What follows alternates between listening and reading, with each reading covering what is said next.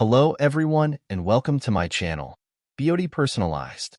Today, we are going to install Python and the code editors. Let's start by installing Python. Python is an extremely popular programming language, and it's easy to install. You'll need Python to be able to script and run a bot. You can download it directly from the official python.org website, and that's what we're going to do together.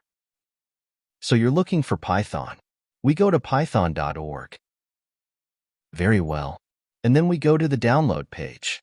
So then something that's important is that you can see that depending on the version you're using, the end of support will be, for example, if I take 3.12 in 2028, but even if you have a slightly older version like 3.9, well, support runs until the end of 2025, so you can still keep it for another year.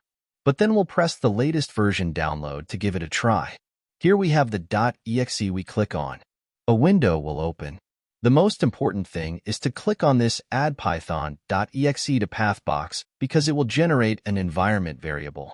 And then, if you want Python to be recognized in your command prompt, you need to have clicked on this box. Otherwise, it won't be the case and it could generate problems later on. Usually, the people who might have problems do install now, and depending on where the file is installed, this can generate errors. So we're going to go to Customize Installation to avoid these problems. Here, all boxes are checked. For me, okay. If you're missing a box, it depends. For example, documentation isn't necessarily mandatory if you want to save a little space or Tkinter or Python test suite. But still, it's better to install everything. Then you have PyLauncher, which is very interesting and almost mandatory. It's worth a look, because it will allow you to use Python easier. You can even click for all users. The most important box will be to have pip because with this command you can then install Selenium, for example. So we click on Next.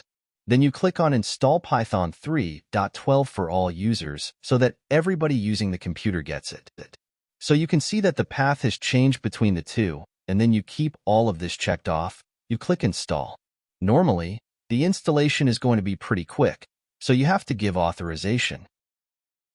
Congratulations, Python is now installed. Let's check that it's working properly by opening the command prompt. To do this, go to the search bar and type cmd command prompt. Here, type Python --version. Here command prompt tells me version 3.9.13 is installed on my computer. For you, the version you have installed will appear. If there was an error during installation, then you'll get an error message here. So you'll have to uninstall all Python before installing it again, making sure you followed the right process. Now that you've checked that your version of Python has been installed correctly, I recommend that you download a code editor that will allow you to write your scripts. Two code editors are widely used. There's Visual Studio Code, so I'll show you how to download it. You go to the VS Code website. Then you go to the download page, and here you have the option to download the right version. If you have a computer Windows or a Mac. I also use Spider, which I really like for its visual appeal, so you can also download it.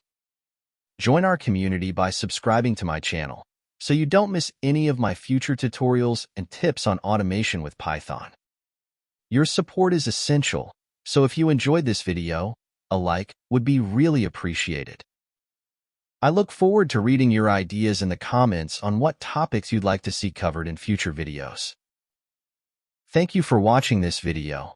I hope you enjoyed it, and see you soon to explore new automation possibilities together.